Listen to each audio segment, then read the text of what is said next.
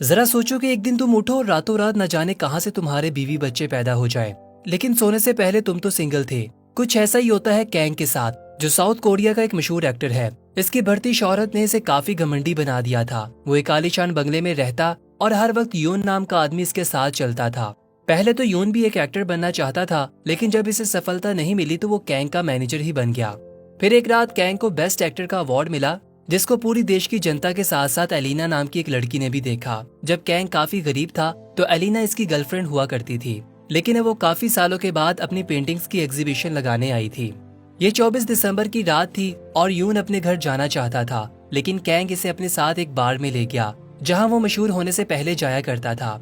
फिर वो दोनों पुराने दिन याद करने लगे, जब कैंग और यून दोनों ने एक फिल्म के लिए ऑडिशन दिया था, लेकिन आखिरकार कैंग की किस्मत चमकी और इसे रोल मिल गया। फिर यून ने कहा कि अगर उस दिन कैंग को रोल ना मिला होता तो आज एलिना के साथ सुंदर सा एक परिवार होता।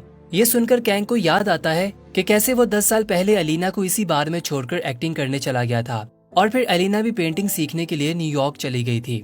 खैर, कुछ देर के बाद यून अपने घर चला गया और कैन ने अपने बंगले में जाने के लिए एक टैक्सी ली। कैन को गाड़ी में देखकर ड्राइवर ने कहा कि आपके जैसी जिंदगी जीना हर आदमी का ख्वाब है, लेकिन कैंग कहने लगा कि वो अंदर से कितना अकेला है इसके बारे में कोई नहीं जानता।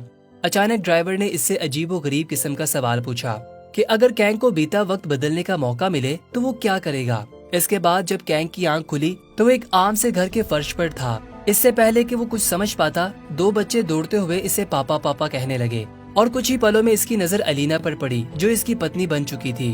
कैंग के पूछने पर इसने बताया कि ये आपका ही तो घर है और ये दोनों बच्चे भी तो हमारे ही हैं। इसकी हालत को देखकर एलिना को लगा कि शायद रात की शराब का नशा अभी तक नहीं उतरा, लेकिन कैंग को कुछ भी समझ नहीं आ रहा था। इसने यून को कॉल करने की कोशिश की, लेकिन कोई फायदा नहीं हुआ। इसीलिए इसने खुद ही अपने बंगले में जाने का फैसला किया, लेकिन बंगले के गार्ड्स ने इसे रोक लिया, क्योंकि वो तो इसे पहचानते ही नहीं थे। इसके बावजूद कैंग खुद जाकर अपने घर का ताला खोलने लगा, लेकिन ताला तो खुला ही नहीं। फिर जब किसी ने अंदर से दरवाजा खोला तो कैंग ने वहाँ हंगामा खड़ा कर दिया, क्योंकि इसे लगा कि ये आदमी इसके बंगले में चोरी करने आया था। वहीं पर इस आदमी को लगा कि शायद कैंग इसकी बीवी का आशिक है, लेकिन जब कैंग चिल्ला चिल्लाकर कहने लगा कि मैं तो देश का सबसे अमीर और मशहूर एक्टर हूँ, तो लोगों ने सोचा कि वो पागल हो चुका है। इस हंगामे के चलते कैंग पुलिस स्टेशन तक पहुँच गया। वो बहुत गुस्से में था, लेकिन पुलिस ने इसे बताया कि कागजों के हिसाब से तो ये घर आपके नाम पर नहीं है। ये सुनकर कैंग के पैरों तले से जमीन खिसक गई, क्योंकि इसका सब कुछ एक ही रात में लुट गया था। तभी एलिना इसे वहाँ पर लेने आ जाती है। इसने पुलिस को बताया कि कैंग इसका पति है, लेकिन कैंग कहने लगा कि मैं नहीं जानता इस औरत को। कैंग बार बार ये पूछता रहा कि क्या सच में इसकी शादी एलिना से हुई है। तो आखिरकार तंग आकर एलिना ने इसके कान के नीचे जबरदस्त किस्म का एक थप्पड़ लगाया, ताकि वो अपने सपनों की दुनिया से बाहर आ जाए। तभी कैंग की नजर एक टैक्सी पर पड़ी और इसे याद आया कि कल रात वो एक टैक्सी में बैठा था, जिसके बाद जैसे ही इसने आंख खोली तो दुनिया उलट पुलट हो गई।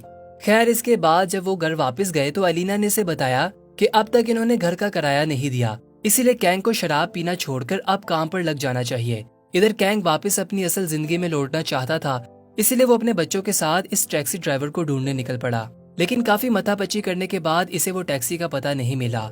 अब इसने अपने बच्चों से अपनी जिंदगी के बारे में पूछा तो रूही ने कहा कि कैंग एक्टर तो है, लेकिन वो मशहूर नहीं है। फिर रूही ने कैंग को इसकी फिल्म भी दिखाई, जिसे देखकर वो काफी खुश हुआ। फिर रात को एलिना ने इसके पास बैठकर इससे बात की तो कैंग ने इसे बताया कि वो एक अजीब सी टैक्सी में बैठकर इस दुनिया में पहुंचा है, लेकिन असल जिंदगी में इसकी एलिना से शादी नहीं हुई थी। इसकी बातें सुनकर एलिना को लगा कि वो सच में पागल हो गया है। फिर रात को जब वो सोने लगा तो कैंग को एलिना के साथ सोने में काफी दिक्कत हो रही थी। हालांकि वो असल जिंदगी में अब भी एलिना से प्यार करता था, लेकिन इसे अकेले सोने की आदत हो चुकी थी। लेकिन अब वो अपनी पत्नी और अपने बच्चों के साथ रहने लगा और इनके साथ खाने पीने लगा, लेकिन कैंग के लिए सब कुछ बहुत मुश्किल था। फिर एक रात एलिना ने इसे बताया कि मिस्टर टीवी ने इसे एक फिल्म के लिए चुन लिया है। हालांकि कैंग ने काफी अच्छी एक्टिंग की, लेकिन इस चैनल को कोई कुत्ता तक भी नहीं पूछता था, पर इसका परिवार इसका काम देखकर काफी खुश था। फिर कुछ दिनों के बाद कैंग को पता चला कि इस दुनिया में यौन देश का सबसे बड़ा सुपरस्टार है। तब इसे समझ आया कि असल में इसकी जिंदगी यौन की जिंदगी के साथ बदल गई थी। फिर एक दिन कैंग किसी तरह इस एजेंसी में पहुंचा जहां पर यौन सुपरस्टार बना था। वहां इसकी मुलाकात यौन से हुई और यौन ने इसे पहचान भी लिया। यौन ने इसे खाने पर बुलाया और तब कैन को पता चला कि जब वो दोनों फिल्म के लिए ऑडिशन दे रहे थे तो आखिरी पड़ाव में कैन अपनी गर्लफ्रेंड एलिना को रोकने के लिए एयरपोर्ट भाग गया था और इसी वजह से बहुत तगड़ा सा रोल यौन को मिल गया। ये सब जानने के बाद कैंग सीधा एलिना से मिलने पहुंचा। अब कैंग ने इससे पूछा कि अगर एलिना उस दिन 10 साल के लिए न्यूयॉर्क चली जाती तो क्या होता, लेकिन एलिना ने कहा कि इसके लिए कैंग और बच्चों के साथ की जिंदगी सबसे ज्यादा कीमती है। खैर कुछ दिनों के बाद कैंग एक ऑडिशन के लिए पहुंचा। इसने एक्टिंग भी बहुत अच्छी की, लेकिन वो लोग जानते थे कि कैंग योन का सबसे अच्छा दोस्त है, इसीलिए इन्होंने कैंग से कहा कि वो योन को इस फिल्म को करने के लिए मनाए। फिर जब कैंग ने योन को इसके बारे में बताया तो योन ने कहा कि इसने जानबूझकर ये फिल्म नहीं की ताकि कैंग इसमें एक्टिंग करके अपने परिवार का पेट पाल सके। फिर इसने कैंग को अपनी मैनेजर की जॉब ऑफर की, लेकिन उसने इनकार कर दिया। इसके बाद जब वो अपने बच्चों के साथ खेल रहा था तो अचानक इसके बेटे जिन को काफी गहरी चोट लग गई। कैंग फौरन इसको हॉस्पिटल ले गया और एलिना भी वहाँ पर पहुँच गई। तभी खुलासा हुआ कि एलिना ने पेंटिंग करना छोड़ दिया था और अब वो एक स्टोर में काम करती है।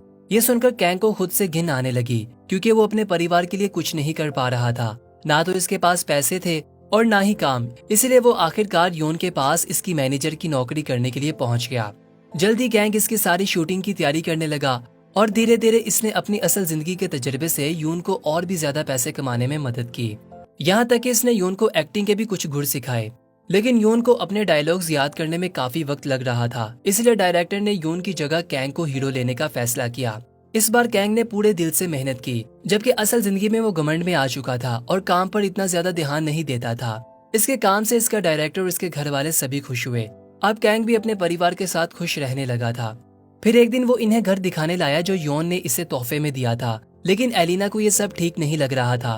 वो अपना पुराना घर नहीं छोड़ना चाहती थी, जहाँ इसकी और इसके बच्चों की यादें बसती थी, लेकिन कैंग इन्हें एक अच्छी जिंदगी देना चाहता था और इसी बात पर इन दोनों में बहस छिड़ गई। फिर रात को इसे नींद नहीं आ रही थी और वो अपने बच्चों के कमरे में गया और इसे एहसास हुआ कि चाहे अब इसके पास ऐशो आराम की जिंदगी नहीं है, लेकिन कम से कम वो अपने परिवार के साथ खुश तो है। इसी तरह कई महीने बीत गए और अब कैंग अपनी पुरानी जिंदगी बुलाकर इसी जिंदगी में खुशी खुशी से जीने लगा।